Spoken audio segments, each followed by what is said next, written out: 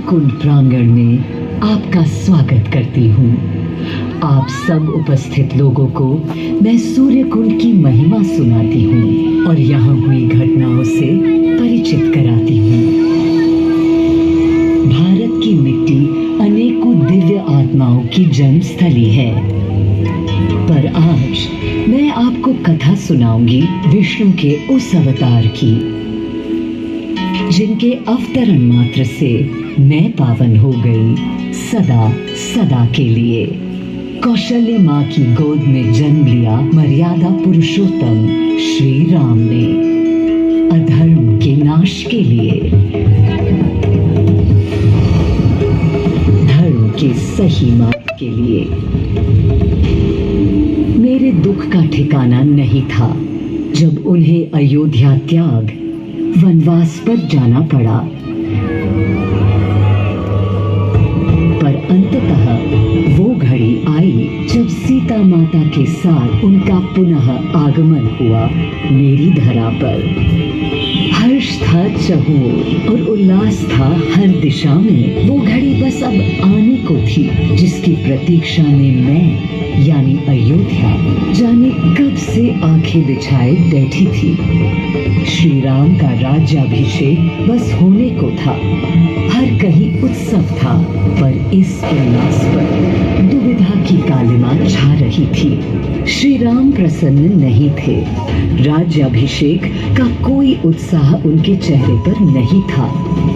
उन्हें राज्य का लोभ नहीं था, सिर्फ अपनी प्रजा की चिंता थी।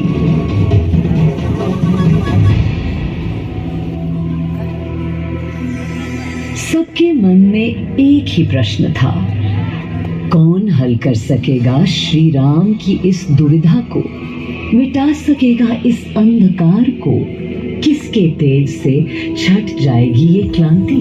अरे वही जिसके वंशज हैं श्री राम, जो स्वयं सशरीर धरती पर पधारेंगे श्री राम को राम राज्य समझाने। श्री राम की अनेकों कहानियां मेरे कण कण में रची बसी हैं, पर ये गाथा उस शक्ति पुंज की है जो पृथ्वी पर जीवन और सृष्टि का केंद्र था, है और रहेगा। वो अखंड शक्ति स्रोत जो दिशा दिखाता है सतत अनवरत, जिसने श्री राम का मार्ग प्रशस्त किया, आदि नारायण सूर्यदेव। मैं अयोध्या जानती थी कि श्री राम एक दोराहे पर हैं। वे प्रसन्न नहीं हैं। राज्य का लोभ तो उन्हें कभी था ही नहीं। अयोध्या निवासी भी चिंतित थे। अयोध्या वासियों को भी प्रभु श्री राम की इस दुविधा का आभास होने लगा था। देखा क्या? तुमने देखा क्या? कितने सकुचाई से श्री रघुवीर थे। पद की प्रसन्नता या दर्प निरप होने का ललक या उमंग कोई कुछ भी तो दिखी नहीं। मुकुट सामने रख कितने अधीर थे। वे तो थे अधीर नहीं, हाँ थोड़े गंभीर थे। सौम्य मुखमंडल पर निर्बलों की पीड़ा थी, दीनहीन असहाय वंचितों का दर्द था। उनके लिए मुकुट अथवा राज सिंहासन वैभव का लोभ नहीं। अब कैसे सुखी दिखे जब तक सुखी सारे लोग नहीं। तब दिशा निर्देशन के लिए श्री राम ने स्वयं सूर्यदेव का स्मरण किया। श्री राम सूर्यदेव का आह्वान करने लगे। क्लांत मन से उन्होंने अपने पितामह को याद किया। मन असमंजस में था उनका। कर्तव्य की सही दिशा उन्हें सूझ नहीं रही थी। क्या उचित है प्रजा के लिए, उनके लिए, वंश के लिए, धर्म के लिए, शांति के लिए। इसी परामर्श के लिए अंतर मन से उन्होंने सूर्यदेव को पुकारा। मैं अयोध्या पवित्र से पवित्रतम हो गई हूँ।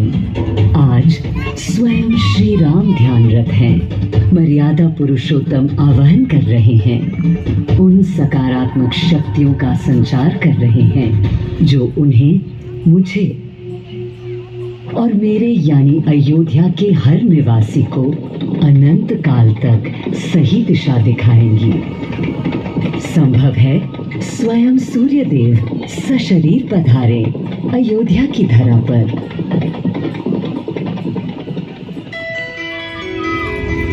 और देखो, श्री सूर्यदेव आने को हैं।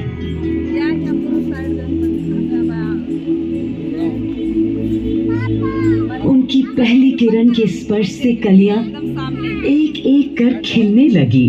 जीवन की कांति हर ओर धीरे धीरे फैलने लगी।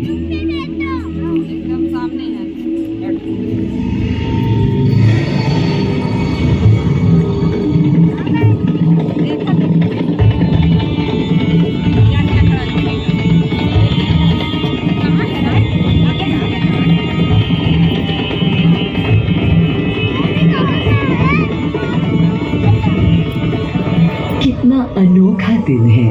स्वयं सशरीर अपने अलौकिक स्वरूप में पधारे हैं श्री सूर्यदेव नारायण, और उनके अधीर मन के संशय मिटाने को। अधीर हैं या गंभीर हैं, मैं जानता हूँ क्या उनकी पीर है।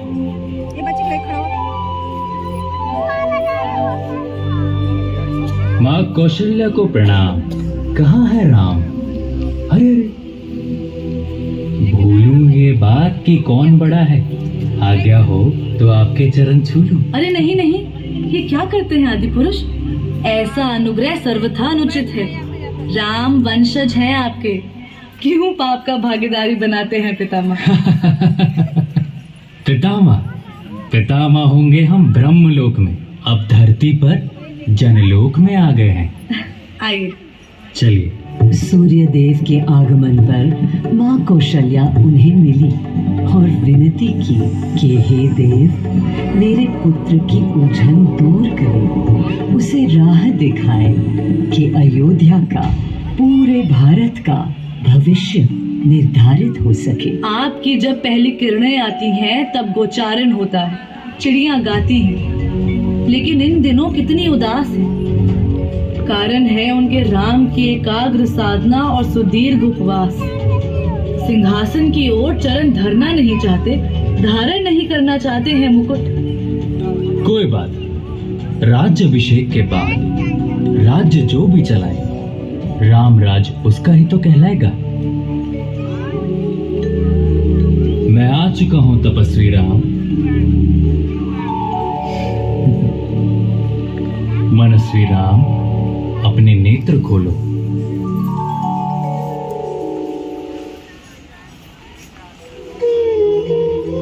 प्रणाम पितामह, प्रणाम। प्रणाम मेरे राम, प्रणाम। पितामह, राम राज क्या है? राम स्वयं पूछ रहे हैं कि राम राज क्या है। पुनर्ता नया प्रश्न है। अभी तो आप कह रहे थे जो भी चलाए। मैं कह रहा था कि राम राज में राम के लिए भी विधान होंगे। आदिदेव, कुछ अनुमान तो मुझे है, लेकिन अब आप बताइए क्या विधान है।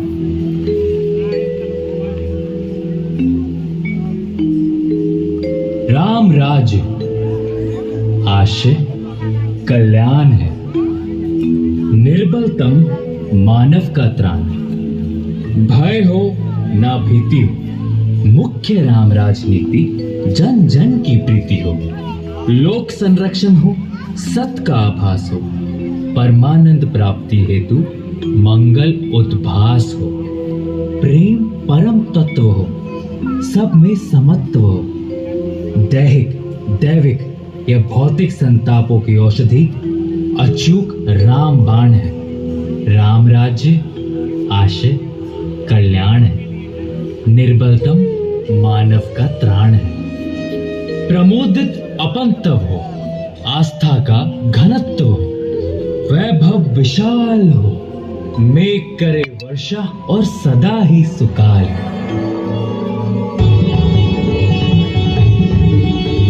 दिशाएं सब मस्त हो, जनपद ये स्वस्थ हो, उपद्रव ना ही और ना कोई आतंक हो।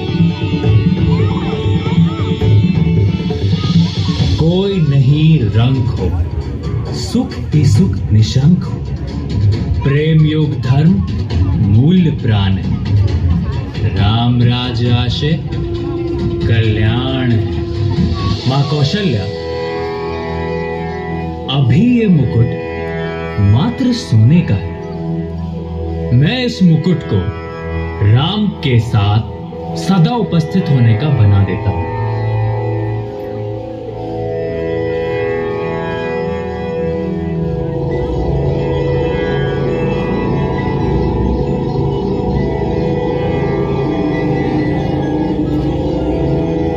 स्वयं सूर्यदेव ने मेरी यानी अयोध्या की धरती पर श्री राम को राम राज्य का वर्णन सुनाया, उसका आधार रखा और उनके मुकुट को अपनी रश्मियों से आशीर्वाद दिया। श्री राम के नेतृत्व में हर ओर खुशहाली, प्रेम, शांति और संयम फैला। हर ओर रोशनी, प्रकाश और जीवन का संगीत गूंजने लगा। राम राज्य का पथ दर्शाकर चल दिए सूर्यदेव पुनः अपने लोक, ताकि अनंत काल तक अयोध्या ही नहीं पूरा विश्व उस शक्ति का संचार अनुभव कर सके। हर दिशा खिल उठी श्री राम के राम राज्य से। सूर्यदेव के स्पर्श से पावन हुई मेरी धरा, पर जहां उनका रथ रुका था वहां स्वयं यह कुंड बन गया। समय बदला, मेरा और इस कुंड का स्वरूप भी बदलता गया। स्कंद पुराण के अनुसार यह स्थल घोषार्क तीर्थ के नाम से भी जाना जाता है। जब प्रतापी राजा घोष यहाँ आए और उन्होंने ऋषियों को यहाँ स्नान करते देखा तो स्वयं भी किया, जिसके बाद उनका शरीर दिव्य, निरोगी और अलौकिक हो गया। यही तपस्या करने के बाद उन्होंने यहाँ सूर्य मंदिर, कुंड और चारों ओर घाट का निर्माण कराया, जिससे यहाँ की प्रजा भी इस अलौकिक कुंड का लाभ उठा सके। कहा जाता है कि यहाँ स्नान मात्र से कई रोगों से मुक्ति मिलने की मान्यता है। दिन बीते, साल बीते और फिर अनेकों सदियों के बाद राजा दर्शन सिंह यहाँ आए और इसी कुंड के जल से उनकी काया भी कांतिमय हो गई। यहाँ की गई उनकी घोर तपस्या का तेज आज भी अनुभव किया जा सकता है। सूर्यदेव के महात्म्य से मैं अयोध्या और तेजमय हो गई और इसका प्रमाण इस सूर्य कुंड और समीप स्थित गरिमा में सूर्य मंदिर से स्थापित हो जाता है। समय बदला और मैं अयोध्या भी समय के साथ बदली, पर मैं इस हर्ष से फूली नहीं समाती कि मेरी ही धरती पर राम राज्य की आधारशिला रखी गई। आज भी अयोध्या एकता, आस्था और शांति के लिए उदाहरण बनी हुई है। राम राज्य के मूल्यों, सिद्धांतों और आदर्शों को आगे बढ़ाते हुए आज पूरा प्रदेश उन्नति और सफलता के पथ पर अग्रसर है। हर ओर विकास और प्रगति के प्रतीक दिखेंगे आपको। हर दिशा में नए निर्माण, नए विश्वास और नए उल्लास फैले हैं। आने वाले भविष्य में भी सूर्यदेव के आशीर्वाद से यह देश, यह प्रदेश और मैं अयोध्या यूं ही उन्नति करते रहेंगे। जय श्री राम।